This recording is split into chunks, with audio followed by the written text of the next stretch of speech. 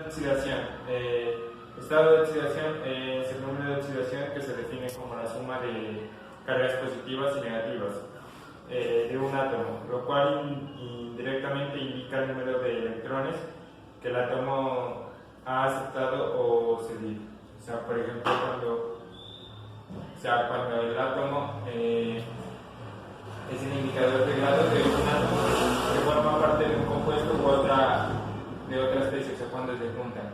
Finalmente, la carga eléctrica hipotética que el átomo tendría si todos sus enlaces con elementos distintos fueran 100% iónicos. Por ejemplo, ahí podemos ver el cambio de color de la manzana, por ejemplo, de una fruta que podría ser la manzana cuando es expuesta a un tiempo sobre el aire libre. Cuando, por ejemplo, ahí lo podemos ver cuando se oxida, lo dejamos a un tiempo libre, se oxida, se pone como de color de cafecito, así. El segundo es un clavo que comenzó a cambiar de color y de textura. Por ejemplo, cuando el clavo los clavos de acero tocan el agua, pues empiezan a oxidar, empieza a dar un color cafecito como tomate y empieza la textura a hacerse un poquito más gruesa. Y la fogata es cuando, por ejemplo, la madera se empieza a quemar y se empieza a hacer los pedazos de madera se empiezan a hacer ceniza. Eso sería, empiezan a cambiar el color, se vuelven de un color grisecito y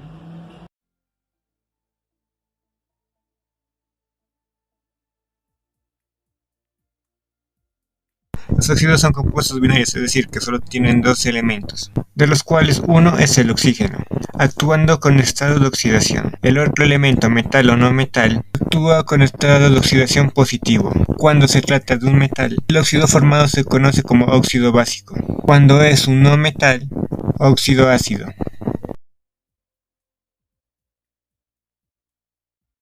Cuando un metal posee más de un estado de oxidación, se puede utilizar tres formas para nombrarla. Nomenclatura tradicional. Utiliza prefijos y sufijos dependiendo del número de oxidación del elemento. Es necesario conocer el número de oxidación del elemento y todos los números de oxidación disponibles. Si el elemento tiene dos estados de oxidación, se utilizan los sufijos eso e ico, de la siguiente manera. Para el menor estado de oxidación, sufijo oso. Para el mayor estado de oxidación, sufijo ico. Otra es nomenclatura según numeral de stock. Utiliza números romanos escritos entre paréntesis para indicar el número de oxidación del elemento. Y solo es necesario conocer el número de oxidación del elemento. Y la otra es nomenclatura por atomicidad. Utiliza prefijos griegos para indicar el número de átomos de cada elemento que forma el compuesto. Y no es necesario conocer el número de oxidación del elemento. Por ejemplo, el potasio reacciona con el oxígeno, formando un ácido básico. El potasio actúa con número de oxidación más 1 y el oxígeno con número de oxidación menos 2. Para escribir la fórmula química del óxido, primero escribimos el símbolo químico de cada elemento y arriba los números de oxidación. Colocamos los subíndices de los números de oxidación de los elementos intercambiados con signo positivo. Entonces, eso es igual a K2. Otro ejemplo puede ser, el puede formar dos óxidos, dado que puede actuar con estado de oxidación más 2 y más 3. Si actúa con estado de oxidación más 2, para escribir la fórmula química del óxido, primero escribimos el símbolo químico de cada elemento y arriba los números de oxidación. Entonces el hierro tendría un estado de oxidación más 2 y el oxígeno menos 2. Eso quedaría igual a Fe2O2. Otro ejemplo es el sodio y el oxígeno. El sodio vale más 1 y el oxígeno menos 2. Eso quedaría igual a Na2.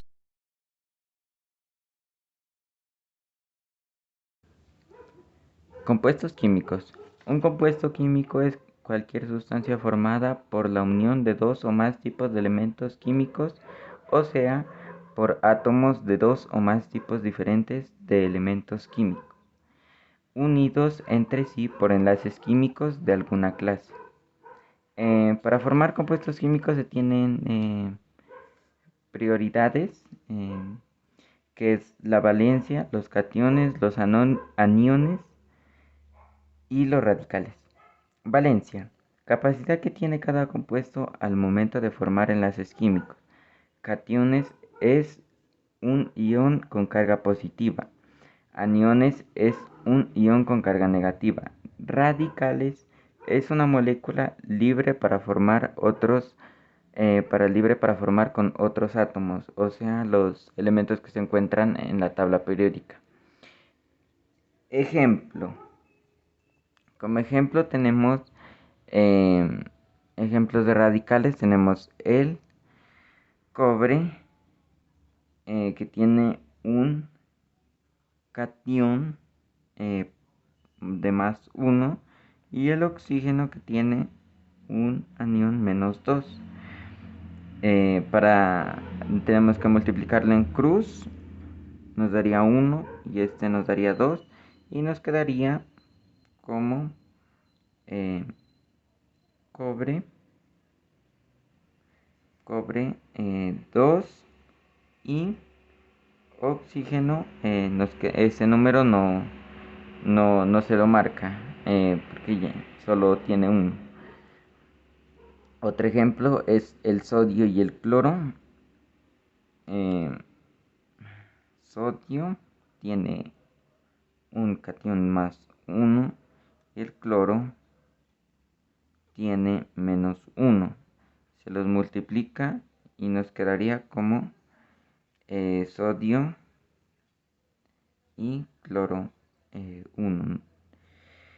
Otro ejemplo es el mercurio, que es Hg con carga más 1. El azufre con menos 2 y el oxígeno 3. Azufre y oxígeno, aquí menos 2. Se lo multiplica en cruz, nos queda 2 y 1, y esto nos da igual a mercurio mercurio 2. Ese de azufre no se cuenta, y de oxígeno tenemos 3. Otro ejemplo radical es el oro con el fosfato. El oro es Au más 3 cargas, más carga positiva, y el fosfato es menos 3 con oxígeno, que tiene 4. Lo multiplicamos en cruz, esto nos da 3. Lo simplificamos porque son mismo número, o son impares, cosa que también se puede hacer con los pares. Nos quedaría de la siguiente forma: Au, que es oro, fosfato P, y de oxígeno 4. Aquí nos quedaría ya tendríamos un compuesto químico. Bases. Los hidróxidos son combinaciones entre cationes metálicos y aniones hidroxíleos. Son compuestos inorgánicos ternarios, ya que contienen en su estructura hidrógeno, oxígeno y un elemento metálico. Estos componentes se obtienen cuando reacciona un óxido metálico y agua. Por ejemplo, hidróxido de sodio, hidróxido de bario y hidróxido de aluminio. Cuando son disueltos en agua, los hidróxidos se disocian y liberan al grupo hidroxilo, además del catión metálico. Los hidróxidos tienen un fuerte carácter básico. Esto se debe a que el grupo hidroxilo puede captar protones. Por eso también se los llama bases. Debido a su carácter básico, los hidróxidos hacen que cambie el color del papel tornasol de rojo a azul, y en presencia de la fenolftaleína, la solución cambia de incolora a rosada. Los hidróxidos reaccionan con los ácidos para producir una sal y agua. Generalmente estas reacciones liberan energía. Los hidróxidos resultan de la combinación entre un óxido metálico y el agua. De esta forma, la composición de los hidróxidos viene dada por 3 elementos: el oxígeno, el hidrógeno y el metal en cuestión. En la combinación, el metal siempre actúa como catión y el grupo hidróxido actúa como anión. Por ejemplo, óxido de magnesio más agua igual a hidróxido de magnesio. Los hidróxidos en general comparten una serie de características, como presentar un sabor amargo y ser cáusticos. Además, suelen ser resbaladizos al tacto y corrosivos. Por otra parte, poseen algunas propiedades de los detergentes y jabones. La mayoría son solubles en el agua y reaccionan con los ácidos para producir sales. Algunas características, en cambio, son propias de cada tipo de hidróxido, como el sodio, que absorbe agua y mezclado con cal viva absorbe rápidamente dióxido de carbono. Por su parte, el hidróxido de calcio se obtiene en la reacción del dióxido de calcio con el agua y también absorbe el CO2. Otro ejemplo es el hidróxido de hierro, que es un compuesto gelatinoso y prácticamente es insoluble en el agua. A los hidróxidos también se les llama bases o álcalis, aunque estos términos se han ido ampliando también para otras sustancias con carácter alcalino y que no son hidróxidos.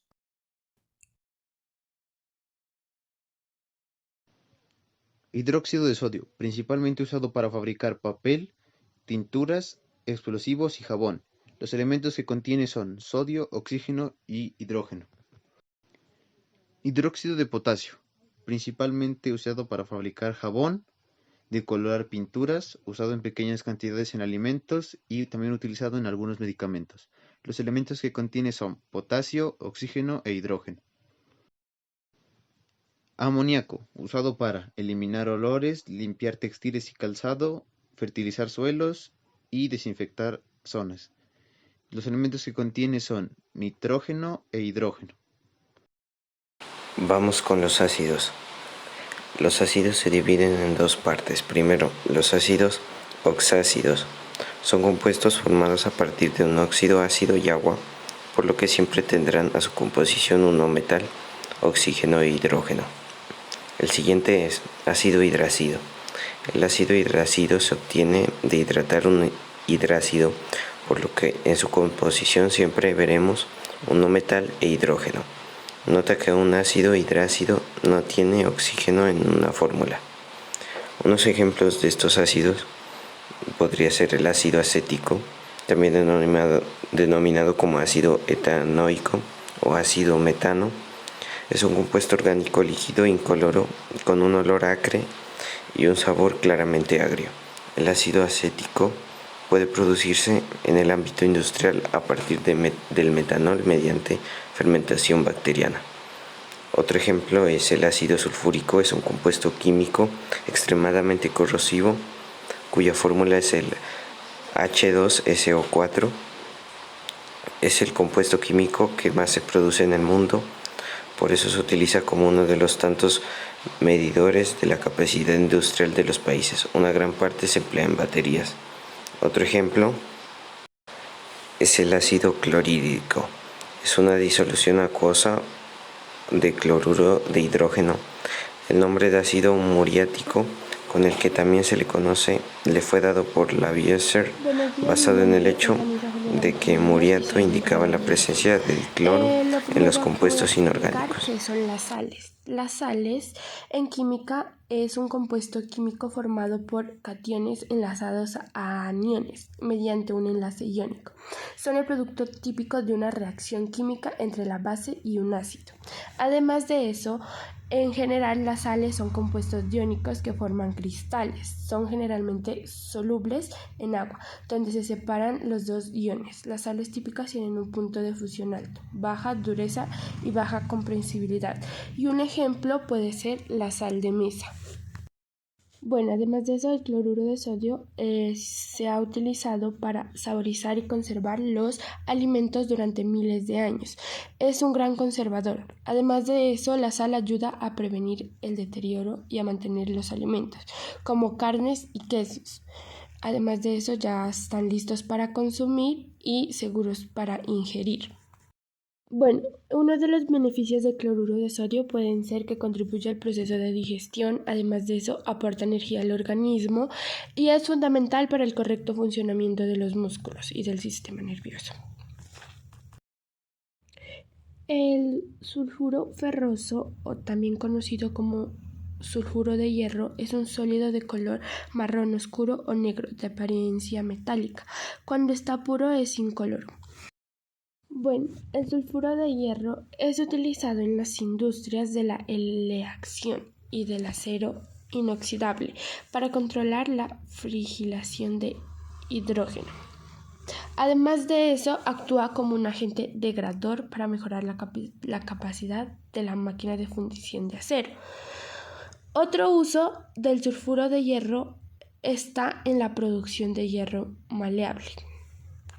El sulfuro de hierro también se utiliza como un químico de laboratorio para la preparación de gas sulfuro de hidrógeno.